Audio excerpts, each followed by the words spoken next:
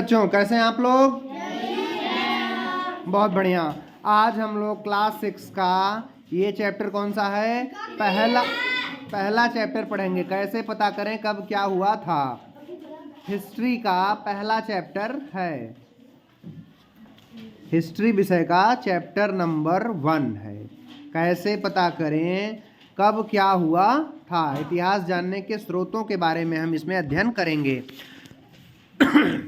परिवार की पुरानी बातें हम दादा दादी नाना नानी की बातों से जानते हैं। समाचार पत्र पत्रिका टीवी और रेडियो से भी हमें जानकारी मिलती है। सोचो अगर हमें आज से हजारों वर्ष पहले के लोगों के रहन सहन के बारे में जानना हो तो हम कैसे जानेंगे? हजारों वर्ष पहले के लोगों के बारे में जानना हो तो उनके बारे में जानने के लिए हम इतिहास का अध्ययन करते हैं। किस विषय का अध्ययन करते हैं? हाँ, इतिहासकार अतीत से प्राप्त तथ्यों और साक्ष्यों के आधार पर बीते समय की जानकारी देते हैं। जो हमारे ऊपर गुजर चुका है, हमारे इस पृथ्वी पर जो बातें घटनाएं घटित हो चुकी हैं उनका अध्ययन कर करके उनके फैक्ट्स और उनके जो एविडेंस होते हैं, साक्ष्य होते हैं, उनके आधार पर हमें इतिहासकार जानकारी देते हैं इतिहास की। इतिहास बीते हुए समय और उस समय के लोगों को समझने और जानने का एक साधन है। इतिहास विषय जो घटनाएं घटित हो चुके हैं और जो लोग उन घटनाओं में शामिल थे उन सब के बारे में जानने और समझने का एक साधन है। कैसे पता लगाते हैं इसको समझते हैं। अतीत में एक ऐसा भी युग था जब लोग लिखना नहीं जानते थे। उन लोगों के जीवन के विषय के बारे में हमें जानकारी उनके द्वारा छोड़ी गई वस्तु जैसे मिट्टी के बर्तन, खिलौने, हथियारों और औजारों से मिलती है। मिट्टी के बर्तन, खिलौने, हथियार, औजार ये सारी ऐसी वस्तुएं हैं जिनसे हमें उनके बारे में जानकारी मिलती है जो लिख पढ़ नहीं सकते थे। प्रायः इन वस्तुओं को पुरातत्ववेत्ता जमीन के अंदर से खोदकर प्राप्त करते हैं। जमीन के अंदर खुदाई होती है और उस खुदाई में ऐसी वस्तुएं निकलती हैं तो उनका अध्ययन किया जाता है, उनसे जानकारी निकाली जाती है। ये वस्तुएं ऐतिहासिक जानकारी के लिए अत्यंत महत्वपूर्ण होती हैं। इतिहास की जानकारी के लिए ये वस्तुएं बहुत ही महत्वपूर्ण मानी जाती हैं। उपलब्ध सामग्री के आधार पर इतिहासकारों ने अतीत को 3 भागों में बांटा है। इतिहासकारों ने अतीत को कितने भागों में बांटा है बच्चों? 3 भागों में बांटा है। वह समय देखिए कौन कौन से हैं। वह समय जिसके लिए कोई भी लिखित सामग्री उपलब्ध नहीं है उसे हम पूर्व ऐतिहासिक काल कहते हैं या प्रागैतिहासिक काल कहते हैं। जब लिखाई पढ़ाई लोग नहीं जानते थे उस समय के इतिहास को जानने को कहते हैं हम पूर्व ऐतिहासिक या प्रागैतिहासिक कहलाता है। और वह समय जिसके संबंधित लिखित साक्ष्य तो प्राप्त हैं किंतु उसे पढ़ा नहीं जा सकता। क्या लिखा है ये अभी तक पता नहीं चल पाया है, लेकिन लिखा हुआ है। मतलब लिखावट शुरू हो गई थी, लिपि का विकास हो गया था, लिखना लोगों ने शुरू कर दिया था, लेकिन आज तक हम उसे डिकोड नहीं कर पाए हैं कि ये क्या लिखा है। तो उसको हम कहते हैं आद्य ऐतिहासिक काल। इसी प्रकार जिस समय के विषय में लिखित सामग्री की से जानकारी मिलती है और उन्हें पढ़ा भी जा सकता है उसे ऐतिहासिक काल कहते हैं। 3 कालखंड है देखिए। पूर्व ऐतिहासिक या प्रागैतिहासिक काल जब लिखाई होती ही नहीं थी, और आद्य ऐतिहासिक जब लिखाई थी, लिखा जाता था लेकिन वो लिखाई हम पढ़ नहीं पा रहे हैं अभी तक, उसको आद्य ऐतिहासिक काल कहते हैं। और ऐतिहासिक काल उसे कहेंगे जब लिखा भी जा रहा था और पढ़ा भी हम लोग पढ़ भी पा रहे हैं जिसे, तो उसे हम ऐतिहासिक काल कहते हैं। पुरातत्व का मतलब समझ लेते हैं। प्राचीन काल में मानव द्वारा प्रयोग में लाई वस्तुओं, निर्मित मंदिरों एवं इमारतों आदि के अवशेषों का अध्ययन पुरातत्व कहलाता है। जो पुराने समय में हम लोगों इंसानों के द्वारा जो वस्तुएं इस्तेमाल की जाती थी या जो निर्माण कार्य होता था मंदिरों का या इमारतों का, उनके जो बचे हुए खंडहर के हिस्से मिलते हैं उनका अध्ययन करके जो अध्ययन करने वाले को पुरातत्ववेत्ता कहते हैं और उनका अध्ययन पुरातत्व कहलाता है। अब हम लोग पढ़ते हैं। देखिए प्राचीन काल में मानव ने जब लिखना शुरू किया तब उसे कागज का ज्ञान नहीं था। जब पहली बार लिखा आदमी ने तब कागज पे तो लिखा नहीं था, तो ऐसे ही लिख दिया। वह अपने लेखों को ताड़पत्रों, भोजपत्रों, ताम्रपत्रों पर लिखता था। देखिए ताड़पत्र क्या होता है? ताड़ के पेड़ के चौड़े पत्ते को ताड़पत्र बोलते हैं। ताड़पत्र, पत्र मतलब पत्ता, ताड़ के पत्ते को क्या कहते हैं? ताड़पत्र। और भोजपत्र मतलब भुर्ज नामक पेड़ की छाल को पेड़ की छाल होती है ना, वही भोज नामक एक पेड़ है, उसकी जो छाल पे लिखाई होती है उसको भोजपत्र कहते हैं। और तांबे के पत्ते एवं चपटे टुकड़े को ताम्रपत्र कहते हैं। ठीक है। और स्तंभ लेख किसे कहते हैं? पत्थर के खंभों पर लिखे लेख पत्र को स्तंभ लेख कहते हैं। शिलालेख पत्थर के चट्टानों पर लिखे लेख को क्या कहते हैं? शिलालेख कहा जाता है। शिलालेख, पत्थर के चट्टानों पर लिखे लेख को शिलालेख, और पत्थर के खंभों पर लिखे लेख को स्तंभ लेख। जो खंभे पे लिखा जाएगा वो स्तंभ लेख, पत्थर के खंभे पे स्तंभ लेख, और पत्थर के टुकड़े चट्टान पे लिखा जाएगा उसको शिलालेख। ठीक है। अब देखिए, प्राचीन काल में मानव जब लिखना शुरू किया तब उसे कागज का ज्ञान नहीं था। वो अपने लेखों को ताड़पत्रों, भोजपत्रों, ताम्रपत्रों पर लिखता था। कभी कभी लेख बड़ी शिलाओं, स्तंभों, पत्थरों की दीवारों, मिट्टी पर या पत्थर के छोटे छोटे फलकों, टुकड़ों पर लिखे जाते थे।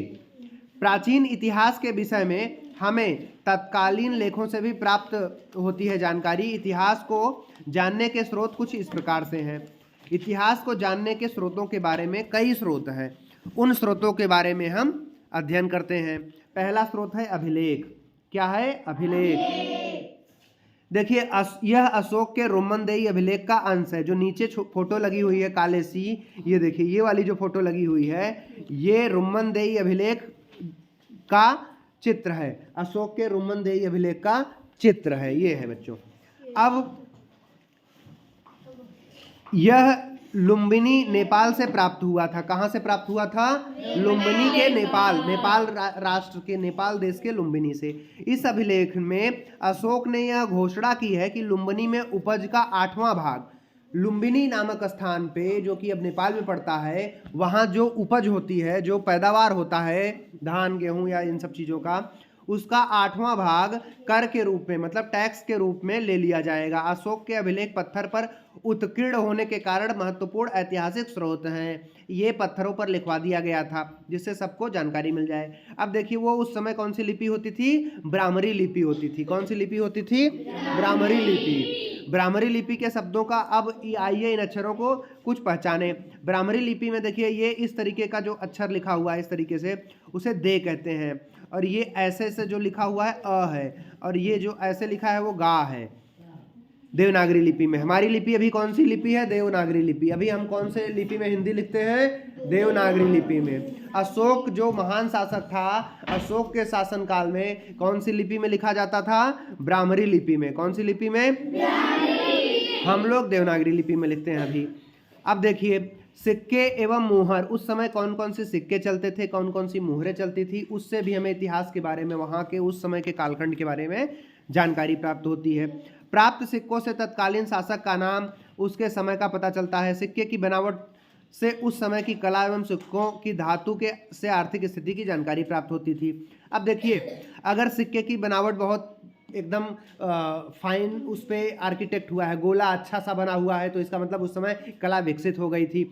सिक्के की धातु अगर सोने की है, चांदी की है, या जो भी धातु इस्तेमाल हो जा रही है, उससे उनकी समृद्धि का पता चलता था कि कितना पैसे वाले लोग थे। गुप्त शासक कुमारगुप्त प्रथम को इस सिक्के पर घुड़सवारी करते हुए दिखाया गया था। जैसे ये जो सिक्का लगा हुआ है, इस पे कुमारगुप्त को घुड़सवारी, घोड़े पे सवारी करते हुए दिखाया गया है। इसका मतलब उस समय वो कुमारगुप्त जो थे वो एक अच्छे घुड़सवार थे, उस समय के राजा। इस प्रकार सिक्के इतिहास लेखन में महत्वपूर्ण योगदान देते हैं। इस सिक्के को देखकर आप और क्या क्या बता सकते हैं, बताइए। अच्छा, अब देखिए, हड़प्पा कालीन मुहरें मेसोपोटामिया से मिली। मुहरें हड़प्पा के समय की कहाँ से मिली थी? मेसोपोटामिया से। इससे ज्ञात होता है कि हड़प्पा वासियों का व्यापार मेसोपोटामिया से होता है।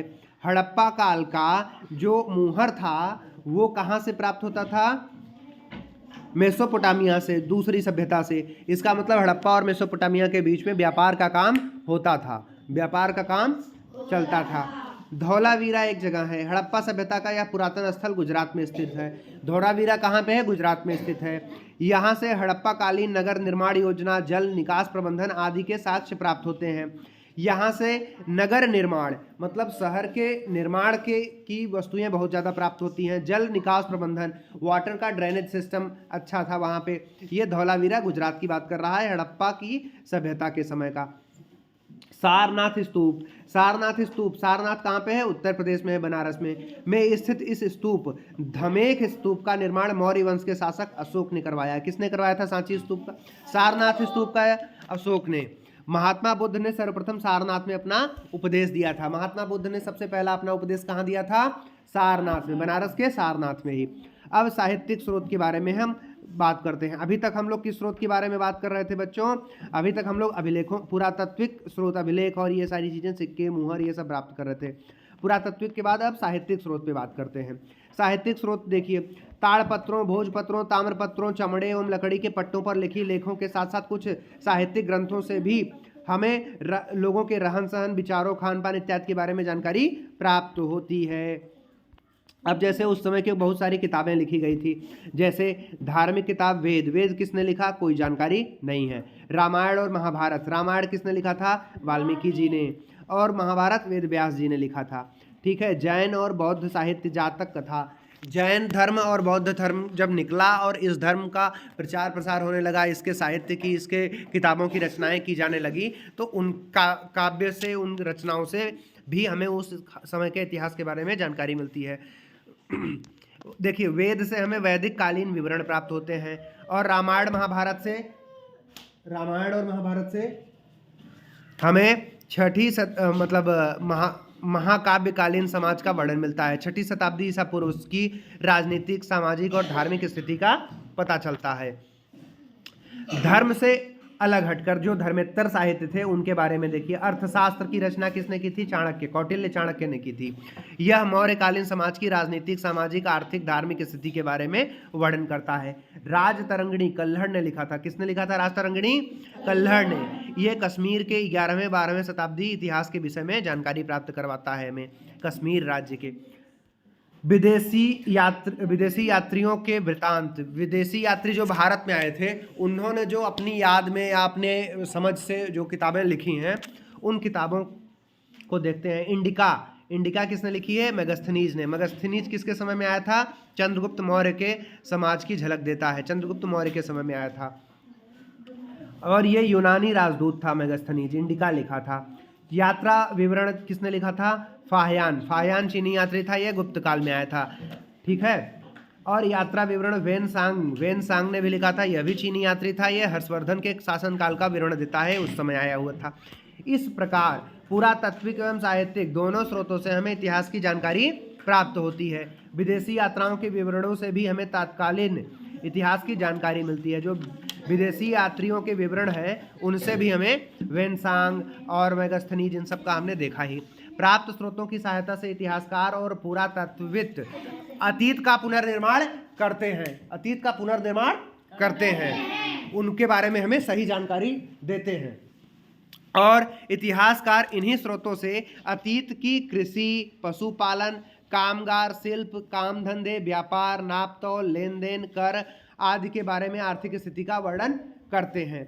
देखिए, इतिहासकार जो हैं इन्हीं स्रोतों से अतीत के बारे में, हमारे पुराने इतिहास के बारे में, जो उस समय की कृषि थी, पशुपालन था, या उस समय का कामकाज या शिल्प कैसा था, काम धंधे क्या होते थे, व्यापार कैसे था, नाप तोल हम कैसे करते थे, कैसे लेन देन होता था, इन सब के आदि के आधार पर आर्थिक स्थिति का वर्णन किया करते हैं। घर परिवार, स्त्रियों की स्थिति, शिक्षा, रहन सहन, खान पान, वेशभूषा, मनोरंजन, त्योहार, मेले आदि की जानकारी प्रदान करते हैं। इसी प्रकार कला, आचार विचार, ज्ञान विज्ञान की मान्यताएं, धार्मिक विश्वास, देवी देवता, पूजा पाठ एवं परंपराओं के आधार पर धार्मिक एवं सांस्कृतिक स्थिति का वर्णन किया जाता है। धार्मिक और सांस्कृतिक स्थिति का वर्णन किया जाता है। धार्मिक और सांस्कृतिक स्थिति का वर्णन किया जाता है। इतिहास हमें मानव की संस्कृति एवं उनके धर्म और उनके सामाजिक व्यवस्था को जानने और समझने में सहायता करता है। इतिहास का अध्ययन अतीत की घटनाओं से वर्तमान और भविष्य के लिए सबक लेना सिखाता है। देखिए, इतिहास हमें मानव की संस्कृति, उसके धर्म, उसकी सामाजिक व्यवस्था को जानने और उस समझने में सहायता करता है। उसके साथ साथ हमें आज और आगे भविष्य में क्या करना है उसके बारे में भी हमें सबक सिखाता है। इतिहास हमें यह भी सिखाता है कि हम उन बातों का अनुसरण करें जिससे समरसता और शांति को बढ़ावा मिले, जिससे आपस में भाईचारा हो, लड़ाई झगड़ा न हो, शांति की स्थापना हो। अब देखिए पहले कौन बाद में आए, ये कैसे डिसाइड होता है, कैसे हम इसका अनुमान लगाते हैं। जब पुरातत्वविद किसी स्थान की खुदाई करते हैं तो कैसे समझते हैं कि कौन से स्तर पहले हैं और कौन से बाद के। अब इस चित्र में देखिए जो पहला, दूसरा, तीसरा, चौथा ये चित्र बना हुआ है। जो पहला होगा वो पहले होगा, बाद में डाला गया है, लास्ट बाद में आएगा। दूसरा उसके बाद, फिर तीसरा उससे पहले का होगा, चौथा सबसे पहले का, सबसे पुराना होगा, क्योंकि पहले चौथा डाला गया, फिर तीसरा डाला गया, फिर दूसरा, उसके बाद घटनाएं घटी, फिर डाली गई, फिर पहली डाली गई। किसी भी पुरातन स्थल में कई बस्तियों के अवशेष मिल सकते हैं। आमतौर पर लोग जहाँ रहते हैं घर टूटने पर दोबारा वहीं घर बना लेते हैं। टूटे फूटे सामान और कूड़ा करकट भी घरों के आसपास जमा होते रहते हैं। इन कारणों से बस्ती की जमीन धीरे धीरे ऊंची होती रहती है और सैकड़ों साल के बाद वहाँ एक टीला सा बन जाता है। इसलिए जब टीले की खुदाई हो जाती है तो उसका सबसे निचला स्तर सबसे पुराना होता है और उसके बाद के स्तर बाद के युगों के होते हैं। अब देखिए इतिहास की तिथियां जो हैं वो कैसे हम समझते हैं। इतिहास की तिथियों के बारे में, इतिहास में कुछ तिथियां ईसा पूर्व से होती हैं, कुछ ईसवी की। ईसा पूर्व का तात्पर्य है ईसा मसीह। ईसाई धर्म के प्रवर्तक जो थे ईसा मसीह, उनके जन्म से पहले के समय को हम ईसा पूर्व कहते हैं। ईसा के जन्म से पूर्व, पहले, तो ईसा पूर्व। इसे अंग्रेजी में बीसी कहते हैं, अर्थात बिफोर क्राइस्ट कहते हैं। इसी प्रकार ईसवी को अंग्रेजी में एडी लिखा जाता है, मतलब एंटियो डोमिनो।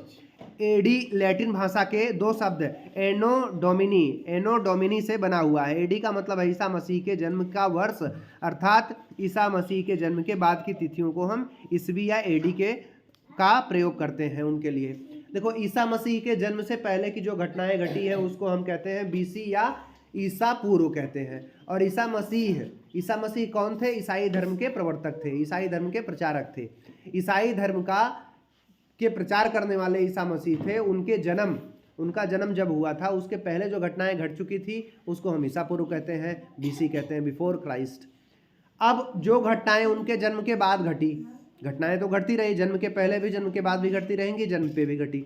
तो जन्म के बाद जो घटनाएं घटी उनको कहते हैं हम एडी, एनो डोमिनो, मतलब उसको हम ईसवी कहते हैं। अब देखिए अभिलेख क्या होते हैं। अभिलेख पत्थर तथा धातु जैसी कठोर सतह पर उत्कीर्ण किए गए लेख होते हैं। अभिलेख पत्थर तथा धातु जैसी कठोर सतह पर उत्कीर्ण किए गए लेखों को अभिलेख कहा जाता है, ठीक है। और स्तूप किसे कहते हैं? स्तूप का शाब्दिक अर्थ होता है टीला। जो मिट्टी का टीला थोड़ा सा ऊंचा सा जो बन जाएगा उसे टीला कहते हैं, ठीक है। प्रायः सभी स्तूपों के अंदर एक डिब्बे में महात्मा बुद्ध या उनके अनुयायियों के शरीर के अवशेष जैसे दांत, हड्डी, राख या उनके द्वारा प्रयोग में लाई सामग्री, पत्थर अथवा सिक्के रखे जाते हैं, ठीक है। पुरा स्थल क्या होता है? पुराना स्थल वह स्थान जहाँ खुदाई से औजार, बर्तन, इमारतों के अवशेष मिले हैं। प्रायः पुरा स्थल जल स्रोतों जैसे नदी, तालाब, झील व समुद्र के किनारे ही पाए जा रहे हैं। अब देखिए कुछ और जो बातें भी हम जान लेते हैं। महाभारत विश्व का सबसे बड़ा महाकाव्य है। विश्व का सबसे बड़ा महाकाव्य कौन सा है? महाभारत। विश्व का सबसे बड़ा महाकाव्य कौन सा है बच्चों? लंदन स्थित ब्रिटिश म्यूजियम विश्व का सबसे बड़ा संग्रहालय है। विश्व का सबसे बड़ा संग्रहालय कौन सा है? लंदन स्थित ब्रिटिश म्यूजियम। ब्रिटिश म्यूजियम जो है लंदन में, वह दुनिया का सबसे बड़ा संग्रहालय है। और अलेक्जेंडर कनिंघम को भारतीय पुरातत्व विभाग का जन्मदाता कहा जाता है। भारतीय पुरातत्व विभाग का जन्मदाता किसे कहा जाता है? अलेक्जेंडर कनिंघम को। अब देखिए संग्रहालय शब्द का मतलब होता है ऐतिहासिक वस्तुओं को सुरक्षित रखने के स्थान को हम संग्रहालय कहते हैं। जो हमारे इतिहास में चीजें इस्तेमाल की गई, जैसे महाराणा प्रताप जिस गधे से लड़ते थे, जिस भाले का इस्तेमाल करते थे, और जो शिवाजी अपने हथियारों का इस्तेमाल करते थे, वो सारे एक म्यूजियम में रखा जाता है, एक संग्रहालय में रखा जाता है, तो उसे हम संग्रहालय कहते हैं। पुरानी वस्तुएं जहाँ सुरक्षित रखी जाती हैं जिससे आगे वाली पीढ़ियों को पता चले, वो संग्रहालय कहलाता है। धर्मेत्तर साहित्य का मतलब होता है धर्म से अलग भिन्न साहित्य को धर्मेत्तर साहित्य कहते हैं। जैसे चाणक्य का अर्थशास्त्र था, और जो हमारे बाहर से विदेशी यात्री आए थे उन सब का, इंडिका, मेगास्थनीज का, वेनसांग का यात्रा वृत्तांत, ये सारी चीज़ें मिल करके धर्मेत्तर साहित्य बनाते हैं। अब ये पाठ हमारा समाप्त होता है। इसी के साथ आपको बहुत बहुत धन्यवाद। और सुनिए, आप लोग बहुत बहुत मेहनत करिए जिससे आप लोग का सिलेक्शन जल्दी से जल्दी हो जाए। ठीक है बच्चों, थैंक यू।